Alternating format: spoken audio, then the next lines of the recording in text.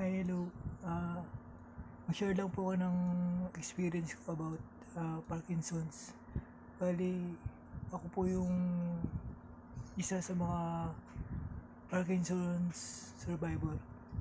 Bali, um, ako simulan. Medyo yung boss ko kasi gawa ng boss ko naapektuhan nung operasyon. Bali, yung experience ko sa Parkinson's, sobrang hirap. Kasi yung tipong susuko ko na sa buhay. Tensya na sa boss ko, medyo parang paos. Apekto ng surgery ko. Bali, hindi madali yung sakit na Parkinson's. Ngayon, kahit na-operahan ako, medyo hindi pa rin ganun siya kaayos. Pero, so far, medyo okay naman yung lagay ko. Bali, ito yung device na sa akin sa Germany. Bali, ito yung parang second life ko ganun. Ito yung bumubuhay sa mga nerves ko na napatay na, parang ganun, parang patay na. Ito yung bubuhay. Nire-recharge at saka nire-reprogram. Bali, inoperan ako sa Germany. Bali, yun nga, hindi ganun kadali yung sakit ko. Medyo mahirap siya kasi meron pang naiwan na pain. Pero nung dati, puro pain lang talaga. Inoperan ako. Medyo nawala yung pain, pero medyo masakit pa rin yung medyo masakit pa rin yung yung leg ko.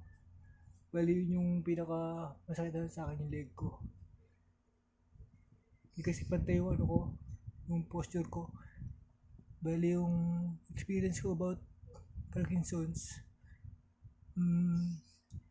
hindi siya ganun kadaling labanan.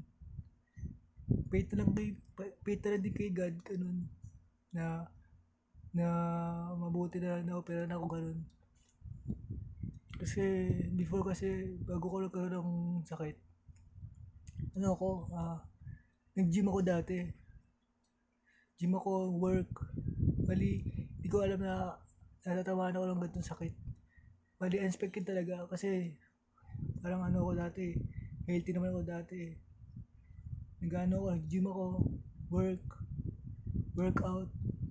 Di ko akalain na tamaan ako ng ganitong sakit. Mabuti na lang at may awa ang Panginoon, siyempre, na bubuti yung lagay ko. Bali, ngayon, lumalaban pa rin ako sa sakit ko. Nawalan ako ng trabaho eh. Ayaw na ako tanggapin ng trabaho ko.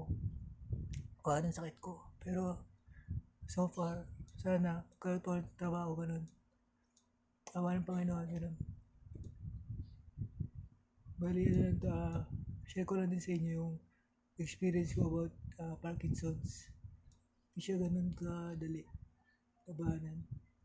Pero so far, medyo tuwa-tuwa na rin naman ako. Medyo nakaka-recover na, sana magtutuloy yung recovery ko, ganun. Hopefully. Masakit pa rin yung leg ko kasi yun yung pinakamasakit sa akin. Yung posture ko, hindi na ganun kadali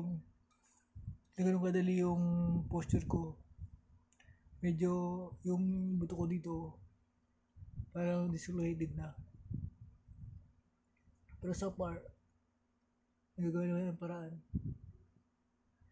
Ayun yung device.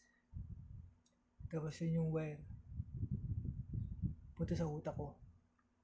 May wire yan. Papunta sa utak. Na bubuhay sa mga nerves ko na patay na daw. Sabi ng doktor. Bali, yun na naman. Very short story lang po. Sharing lang. Peace out.